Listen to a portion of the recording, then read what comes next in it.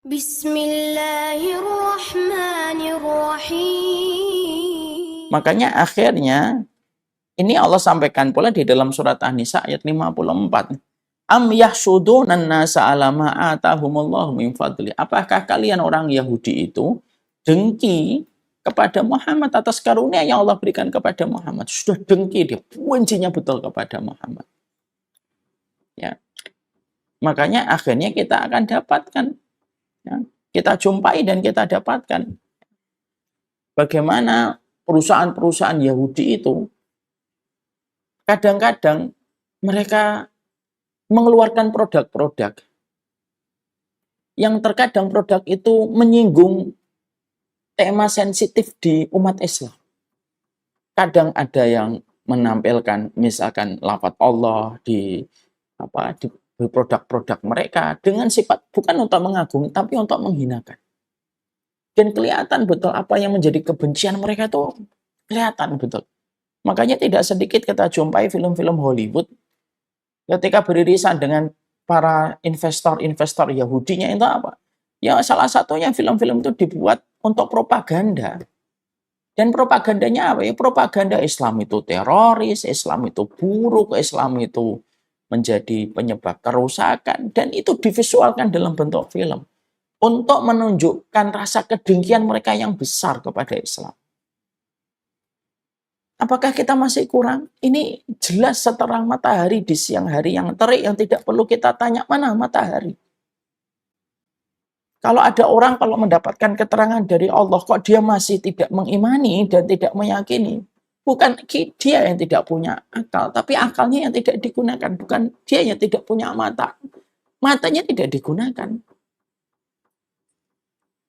Makanya sampai kita berdoa itu kan, sampai kita berdoanya apa? Ghairil maghdub. Kalau kita sampai berdoa 17 kali dalam satu hari, janganlah aku termasuk orang yang dimurkai oleh Allah. Jangan sampai jalan saya ini tidak siratal mustaqim. Jangan sampai jalan saya itu ngarahnya kepada Yahudi.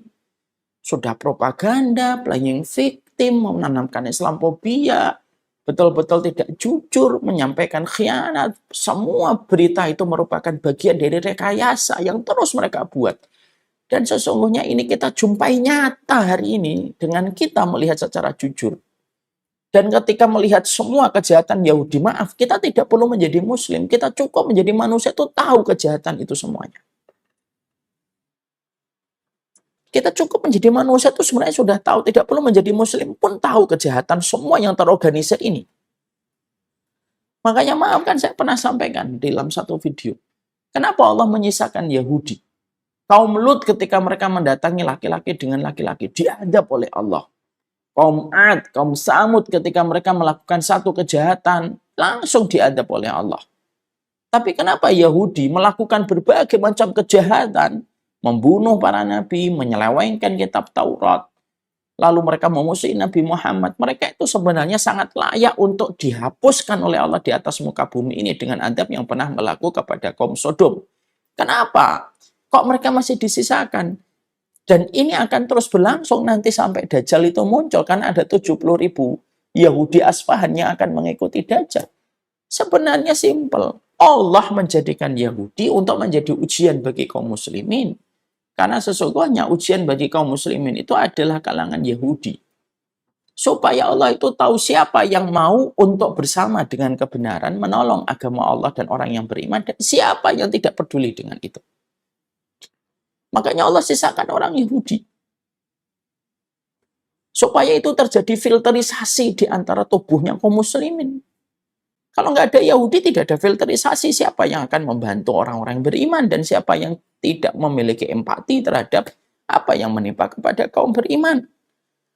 Jadi Palestina itu menjadi sebuah bangsa yang dipilih oleh Allah untuk menjadi sebuah bangsa yang akan membagi manusia itu menjadi dua. Jadi Palestina itu menjadi bangsa yang dipilih langsung oleh Allah. Bangsa ini dipilih langsung oleh Allah untuk membagi manusia itu menjadi dua. Manusia yang beriman dan memilih dan memberikan loyalitas dan pembelaan kepada kaum muslimin dan manusia yang mereka tidak sama sekali peduli dan tidak memberikan loyalitas dan pembelaan kepada saudara kaum muslimin ketika menghadapi Yahudi. Dan itu sifat mereka gitu. Itu sifat mereka. Makanya kita juga menjumpai juga bagaimana orang Yahudi itu mereka mengobarkan fitnah dan peperangan. Mereka itu senang dengan peperangan. Makanya kita dapatkan di dalam surat Al-Maidah ayat yang ke-64, kullama auqadu naran lil harbi atfahallah wa yas'auna fil ardi fasadan wallahu la yuhibbul mufsidin. Maka sesungguhnya setiap mereka menyalakan api peperangan, Allah yang memadamkan. Tapi mereka tetap berbuat kerusakan di atas muka bumi dan Allah itu tidak suka dengan mereka yang berbuat kerusakan. Jadi sesungguhnya orang Yahudi itu orang yang paling berbuat kerusakan. Makanya betul kata Syekh Raghib As-Sirjani, seorang ulama, kamu tidak pernah jumpai berbagai macam peristiwa chaos yang terjadi di negara manapun di berbagai penjuru dunia, kecuali di situ ada peran serta Yahudi. Pasti masih ada peran serta Yahudi. Karena apa? Mereka itu suka terus membuat kerusakan, membuat kekacauan itu kesukaan mereka. Mereka hidup di atas polemik dan mereka hidup di atas konflik. Mereka itu hidup di atas konflik. Dari keuntungan yang mereka dapatkan di setiap peperangan. Mereka itu setiap ada chaos dan peperangan dan kekacauan, mereka berusaha untuk mengambil peran besar, mengambil keuntungan untuk kepentingan kelompok dan kepentingan golongan mereka. Ya. Orang yang paling berbuat kerusakan itu Yahudi. Wallahu la yuhibbul mufsidin. Sampai Allah itu menutup pada surat Al-Maidah tadi 64. Allah itu tidak suka sama orang yang berbuat kerusakan dan tidak ada kaum yang disebut oleh Allah di akhir surat Al-Maidah 64 ini. Orang yang berbuat kerusakan itu ya orang Yahudi. Ya. Makanya akhirnya ketika kita memahami ini, saya kalau jelaskan panjang lebar, ada puluhan sifatnya orang Yahudi. Saya tidak perlu menjelaskan semuanya. Tapi itu yang menjadikan kita paham gitu. Jadi hari ini, ketika kita berdoa kepada Allah, ghairil maghdub, itu jangan sampai kita ini betul-betul tidak memahami. Kenapa sih kita itu kok minta sama Allah 17 kali di dalam sholat kita? Baik yang sholat wajib atau sholat sunnah itu kita memohon kepada Allah supaya kita terhindarkan dari sifatnya orang Yahudi. Karena parah. Karena ini menjadi sebab kerusakan dunia dan akhirat. Dan Allah sisakan Yahudi ini menjadi ujian besar. Dan Allah pilih bangsa Palestina itu menjadi bangsa yang untuk memfilter manusia. Siapa yang berjuang membela Allah dan siapa yang tidak mau berjuang gitu. Allah itu mampu nggak menyelesaikan Yahudi dalam waktu yang sekejap? Alam, gampang kun fayakun. Jadi selesai itu Allah kirimkan halilintar menyambar dan Allah kirimkan hujan yang di dalamnya batu.